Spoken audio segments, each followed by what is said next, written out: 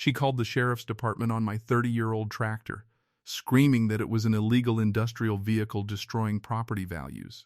She wanted it towed, fined, and me arrested if necessary. What she didn't know was that the deputy who showed up would end up laughing so hard he had to sit down. Before we go any further, I want to know where you're watching from. Drop your country in the comments. I love seeing how far these stories reach. And if you haven't subscribed yet, this is your last chance.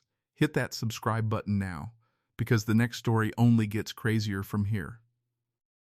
My name's Russell, I'm 62, and I've lived on Maple Hollow Lane for almost 20 years. My 5 acres back up to a creek. And long before this neighborhood got carved into an HOA-controlled subdivision, it was farmland. My granddad's old Ford tractor, a 1974 model I restored myself over 2 winters, sits in my side yard under a simple metal carport. I use it to mow my own field, haul firewood, and help elderly neighbors clear snow in the winter. It's not flashy, it's not loud, it's just mine. Then, 3 years ago, a new HOA board took over, led by a woman named Deborah. You know the type. Laminated rulebook, clipboard at every gathering, a tone that makes you feel like you're 12 years old and forgot your homework. And Deborah had decided, without ever speaking to me first, that my tractor was a problem. It started with a note taped to my mailbox. No conversation, no phone call, just a printed page that read, "Unauthorized industrial equipment must be removed within 10 days per HOA Bylaw 4.2. I laughed it off at first. My tractor had been sitting in that exact spot since before the HOA even existed. There was no Bylaw 4.2 governing farm equipment when I moved in. I checked. But Deborah wasn't finished. The next week she showed up in person, clipboard in hand, informing me that my commercial-grade construction vehicle was, in her words, an eyesore that violates the aesthetic integrity of this community. I tried to explain it was a lawn tractor from 1974, not a bulldozer. She wasn't interested in facts. She was interested in winning, and that's when I realized this wasn't going to end with a polite conversation. Here's the thing, though. What happened 3 weeks later, when a sheriff's deputy actually stood in my driveway laughing so hard he had to lean on his own patrol car, is something none of us saw coming. Not Deborah, not me, not even the tractor.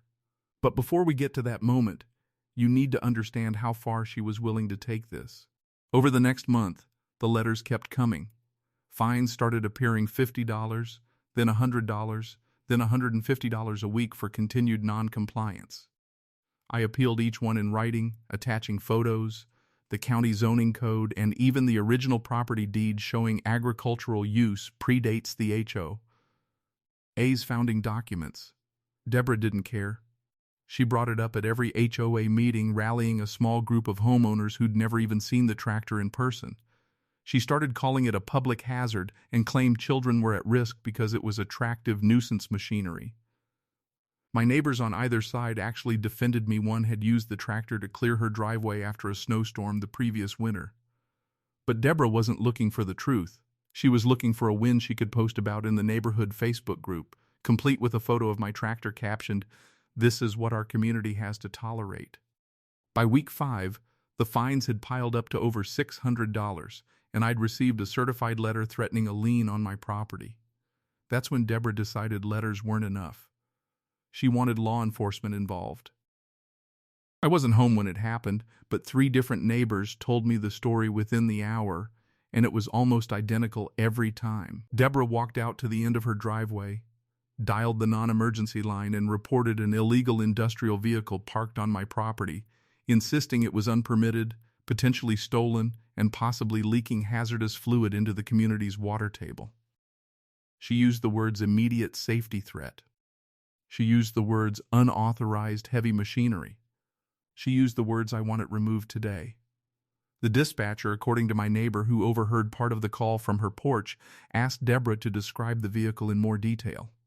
And Deborah apparently described it as being the size of a bulldozer, industrial yellow, with visible rust and exposed machinery parts that pose a danger to children. A deputy was dispatched roughly 40 minutes later. I got home just in time to see the patrol car pull into my driveway, lights off. No urgency at all, which honestly should have told Deborah something right there. Deborah was already standing at the edge of my property line when I pulled up, arms crossed, practically vibrating with satisfaction. She marched straight toward the deputy before he'd even closed his car door. "That's it," she said, pointing dramatically at my tractor like she was presenting evidence in a courtroom. "That's the illegal industrial vehicle. It's been there for weeks. It's a safety hazard, it's unpermitted, and frankly, I'm shocked nobody has done anything about it sooner." The deputy, a younger guy, maybe mid-30s, looked at her. Then he looked past her. Then he looked at the tractor. There was a pause, a long one. "Ma'am," he said slowly, "can you point to the specific part that concerns you?" Deborah gestured broadly at the entire machine. "All of it.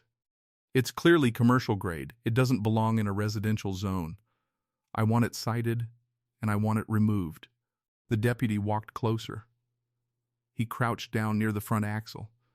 He read something stamped into the old metal frame. And then he stood back up, and I swear, his whole posture changed. He turned to Deborah, then to me, then back to the tractor. "Ma'am," he said again, trying very hard to keep a straight face, "do you know what year this tractor is from?" Deborah blinked. "That's irrelevant." "It's actually extremely relevant," he said, "because this thing is older than I am." He explained it plainly. The tractor was a 1974 residential use Ford Model 1 specifically manufactured for small farms and rural homeowners, not industrial job sites. It had never required commercial permitting because it was never classified as commercial equipment, in this county or any other. He'd actually recognized the model instantly because his own grandfather had owned the exact same one. "This isn't industrial machinery," he told her. "This is basically a glorified riding mower with a plow attachment. I mow my own lawn with something scarier than this." Deborah tried to recover. Well, it's unsightly, and it's clearly a nuisance, ma'am," the deputy said. Cutting her off gently but firmly, "You called this in as a public safety emergency. You told dispatch it might be leaking hazardous fluid and endangering children. I need to be honest with you, I drove out here expecting actual heavy equipment. This is a 50-year-old farm tractor sitting on the man's own private property." That's when he laughed. Not a small chuckle, a real doubled-over laugh, hand braced on his knee, trying to compose himself while apologizing between breaths. "I'm sorry," he said, still grinning. I really thought I was going to find a bulldozer." Deborah's face had gone the color of a stop sign. By now, 4 or 5 neighbors had wandered out onto their porches, drawn by the flashing well. Non-flashing patrol lights and the sound of a grown man laughing in my driveway. The deputy straightened up, cleared his throat, and delivered the final blow as professionally as he could manage. "Ma'am, there's no violation here. I'd strongly recommend not calling emergency services over lawn equipment going forward. Misuse of the non-emergency line can actually result in its own citation." Deborah didn't say a word. She turned, walked back across the street, and disappeared into her house so fast I half expected to hear her door lock from the driveway. One of my neighbors, not even trying to hide it, called out, "Well, that was worth the wait." Word got around the neighborhood fast, and within 2 weeks, the HOA board quietly dropped every fine, citing administrative review. Deborah stopped showing up to meetings for a while. My tractor is still sitting exactly where it's always been, still mowing the same field it's mowed for 50 years. And every time I fire it up now, I think about that deputy, bent over laughing in my driveway, and I genuinely can't help but smile. But Deborah wasn't the last HO. A board member to come after me because 6 months later, a different neighbor tried something even bolder, and this time it wasn't just a deputy who ended up laughing. It was an entire courtroom. If you want to hear what happened next, make sure you're subscribed, because that story is coming soon, and trust me, it's even wilder than this one. If you enjoyed this story, hit that like button, tell me in the comments what you would have said to Deborah, and I'll see you in the next one.